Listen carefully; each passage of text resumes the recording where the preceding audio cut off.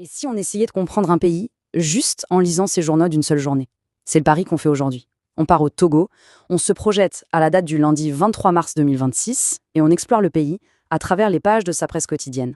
La vraie question, c'est qu'est-ce que ça nous dit vraiment? Au-delà des gros titres, que révèlent les journaux sur ce qui préoccupe les gens, leurs ambitions, les débats qui agitent la société togolaise? C'est ce qu'on va essayer de décrypter ensemble. Alors, pour cette analyse, on ne va pas se baser sur un seul journal, mais sur 3, avec des regards bien différents. L'Économiste du Togo, Togo Matin, et puis Le Correcteur. C'est en croisant leurs infos, leurs points de vue qu'on espère avoir une image un peu plus juste, un peu plus complète. Allez, on commence tout de suite par ce qui fait tourner le pays, l'économie. Qu'est-ce que la presse de ce lundi nous raconte sur les ambitions et, bien sûr, les défis économiques du Togo? La première chose qui saute aux yeux, c'est cette image, cette projection vers l'avenir, cette pub pour les BRVM Awards. Ça ne parle pas que de finances, ça associe directement le Togo à la tech, au durable. C'est une volonté claire d'afficher une image de modernité. Mais bon, cette image pleine d'ambition, elle se confronte à la réalité du marché au jour le jour. Et là, on le voit bien, c'est la volatilité à l'état pur. D'un côté, une banque qui grimpe bien, et de l'autre, un mastodonte comme Unilever qui plonge. Même si sur l'année, sa performance est incroyable. Ça nous rappelle que l'économie, se fait de hauts et de bas, c'est pas une ligne droite. Et pour accompagner ce dynamisme, il faut des règles claires. C'est ce qui se passe ici. Le Sénat vote de nouvelles lois sur la microfinance et la lutte contre le faux monnayage. Ce sont des signaux très forts pour rassurer, pour renforcer la confiance dans tout le système financier.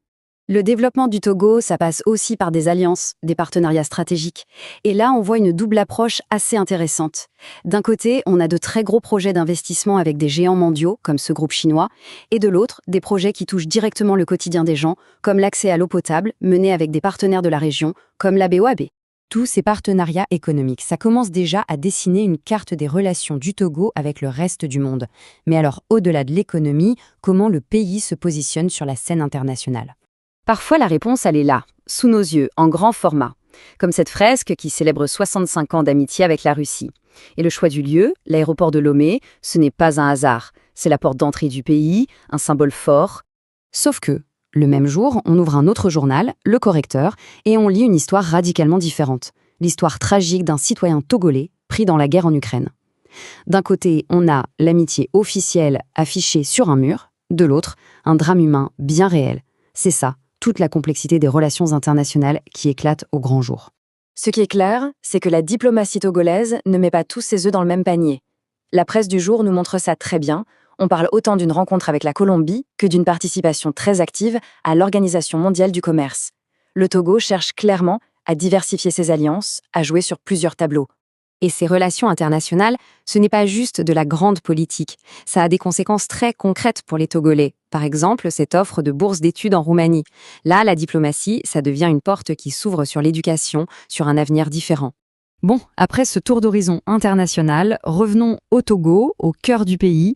Intéressons-nous à ce qui fait le quotidien des gens, à la vie de tous les jours. On se souvient de la loi sur la microfinance? Eh bien voilà ce que ça donne sur le terrain. L'histoire de Dame Brouvou Adzoa, elle met un visage sur ce concept un peu abstrait de finance inclusive. On voit comment une décision politique, là-haut, peut changer une vie, ici-bas. La cohésion sociale, ça passe aussi par le religieux, et les symboles sont importants. Voir le président de l'Assemblée nationale à la prière de fin du Ramadan, c'est un message politique très fort. La presse s'en fait l'écho et c'est interprété comme un signe d'unité, de coexistence pacifique. C'est un enjeu absolument crucial dans la région. Et ce qui ressort des journaux de ce lundi, c'est vraiment une vie communautaire très riche. On y lit des histoires de solidarité, comme cette association qui aide les plus démunis. On y parle de tournois sportifs de quartier. Et bien sûr, il y a la passion qui unit tout le pays. Le foot, avec des nouvelles du sélectionneur des éperviers, l'équipe nationale. Mais un pays, ce n'est pas seulement des faits, c'est aussi un grand débat d'idées. Alors maintenant, allons voir du côté des pages opinion. Écoutons un peu les voix qui réfléchissent à l'avenir politique du Togo. Et là, le ton change complètement. On n'est plus dans l'analyse froide, c'est un véritable cri du cœur, un appel à l'action. L'auteur ne mâche pas ses mots, il met la pression sur l'opposition pour qu'elle s'unisse, il pose un ultimatum en fait, c'est se remettre ou périr. Et pour donner du poids à son argument, l'auteur ne sort pas une référence au hasard. Il convoque un monument de la littérature africaine, Sambène Ousmane, et son roman « Les bouts de bois de Dieu ». Et ce n'est pas rien, ce livre. Il raconte l'histoire d'une grève historique où des gens ordinaires, des petits, en s'unissant, ont réussi à faire plier le pouvoir colonial. Le symbole est extrêmement puissant, il parle de la force du collectif face à l'adversité. Économie, diplomatie, vie sociale, débat politique. En une seule journée, la presse togolaise nous a vraiment donné un aperçu fascinant de la complexité, du dynamisme d'une nation en plein mouvement. Bien sûr, ce n'est qu'un instantané, une seule page dans le grand livre du Togo. Et la question qui reste en suspens, elle est toute simple, quelle histoire s'écrira demain ?